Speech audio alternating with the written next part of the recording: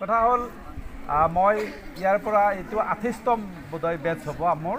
এতিয়া 28টা বেটছ আমি বিদায় দিছোঁ ইয়াৰ পৰা। গতিকে তাৰ মাজতে তোমালোকে যিখিনি আমাক মানে ইয়াতে মানে স্কুলত থকা সময়খিনিত যি শান্তি শৃংখলা অটুট ৰাখিলা বা ভাল কাম কৰিলা বেয়া কাম কৰিলা গোটেইবিলাক আমাৰ মনত আছে। কোনটো বেটছই কিমান ভালকৈ কৈ গ'ল ভাল কৰি থৈ গ'ল এই কথাখিনি আমি সদায় মনত ৰাখোঁ আৰু তাৰ পৰাই আমি অনুধাৱন কৰোঁ যে আমাৰ শিক্ষাটো কোনফালে গতি কৰিছে। গতিকে এটা সংস্কৃতত আৰু এটা কথা আছে যে বিদ্যা নামৰ নৰস্য ৰূপম অধিকং প্ৰচন্ন গুপ্তং ধনম। গতিকে বিদ্যাই হ'ল আমাৰ সাঁচি ৰখা ধনৰ নিচিনা। গতিকে আমি যদি বিদ্যাটো ভালকৈ ল'ব নোৱাৰোঁ তেতিয়া আমি ভৱিষ্যতে আমি এজন ভাল মানুহ হ'ব নোৱাৰিম। গতিকে তোমালোকৰ সকলোৰে এটা নিশ্চয় উদ্দেশ্য আছে আৰু উদ্দেশ্য থাকিব লাগে। উদ্দেশ্য নাথাকিলে আমি কেতিয়াও ছাকচেছ হ'ব নোৱাৰোঁ। যে আমি কি হ'ম একো কথা নাই। কোনোবা এইটো ভাল এজন ব্যৱসায়ী হ'ব লাগিলেও আমাক শিক্ষাটো লাগিব।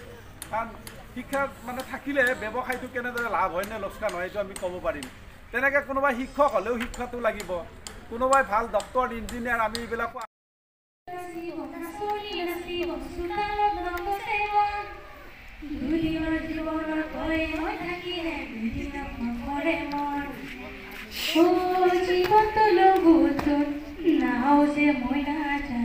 নাজানো কেতিয়া কি হ'ব। অ ভাল পালে পাই লয় নহ'লে মই নাজান কথাটো আধা হৈয়ে ৰ'ব। মোৰ কথাটো মানি লওঁ তোৰ কথা মই মানি লওঁ।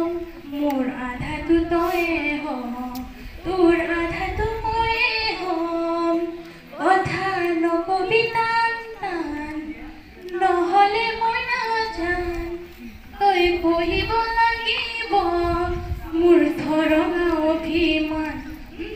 নহ'ব এনেকৈ নহ'ব তেনেকৈ মৰমটো লাগিব মই বিচাৰোঁ যেনেকৈ। মৰম দি থাকিলে চেনে দি থাকিলে থাকিম তোমাৰ পৰা ঘৰতে। বোকাও খুচি দিম মজিয়া মুচি দিম মৰি যাম পানী লগা জ্বৰতে। মোৰ নিচিনা লখিমী জখিমে কবি ঘৰে ধৰিব পাৰোঁ মই। ৰূপতো ধুনীয়া গুণতো ধুনীয়া কিহত কম দেখিলে বাৰু তই। মোৰ কথাটো মানি ল'ম তোৰ কথা মই মানি ল'ম। মোৰ আধাটো তয়ে হম তোৰ আধাটো ময়ে হম।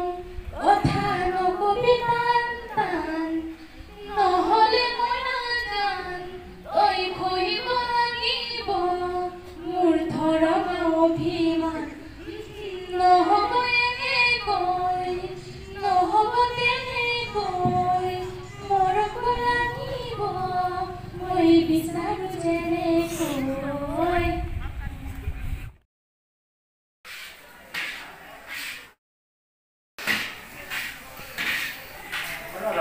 আজি ক্লাছ 10ৰ বিদায়ৰে খানা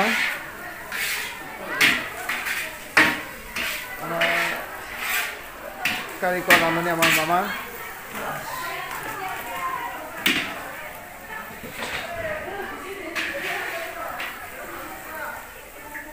নানান ধৰণৰ আইটেম বনাই আছে।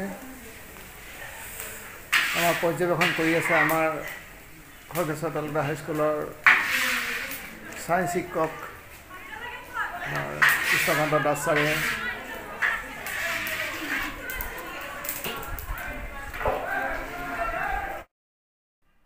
ছাত্ৰ ছাত্ৰীসকলে বিদায় অনুষ্ঠানত খানাও ব্যৱস্থা কৰিছে। ছাত্ৰ ছাত্ৰী 200মান শ্ৰেণীৰ ছাত্ৰ ছাত্ৰীসকল তেওঁলোকে মিটিঙৰ পিছত এনেদৰে খানা খাবলৈ বহিছে। আজি হয়তো তেওঁলোকৰ স্কুলীয়া জীৱনৰ এইটোৱে চাগে প্ৰথম শেষ খানা হ'ব। গতিকে সকলোৱে একেলগে বহি এসাঁজ খাইছে। ইতিমধ্যে প্ৰায় 2টামান বেটছ খাই ওলাই গৈছে। আমি আশা কৰিছোঁ সকলো ছাত্ৰ ছাত্ৰীয়ে যাতে এটা ভালদৰে পঢ়া শুনা কৰি এটা ভাল ৰিজাল্ট কৰে। তেওঁলোকৰ নিজৰ লগতে পৰিয়াল তথা গাঁও স্কুলৰ নাম যাতে সগৌৰৱে উজ্জ্বল কৰিব পাৰে ইয়াকে কামনা কৰিছোঁ। তেওঁলোকৰ এই স্মৃতিটোক এটা ভিডিঅ' আকাৰে সাঁচি ৰাখিলোঁ। আগন্তুক দিনবোৰত এই অনুষ্ঠানটো তেওঁলোকে দেখা পালে যথেষ্ট আনন্দিত হ'ব। এতিয়া সিহঁতে যথেষ্ট সৰু সৰু হৈ আছে। এই অনুষ্ঠানটো তেওঁলোকে পিছলৈ দেখা পালে এক আৱেগিক মুহূৰ্তৰ, তেওঁলোকৰ আজি মানে দিনটো তেওঁলোকৰ কাৰণে এটা আৱেগিক মুহূৰ্ত। গতিকে ইয়াকে কৈ আজি ভিডিঅ'টো ইমানতে শেষ কৰিছোঁ। ধন্যবাদ।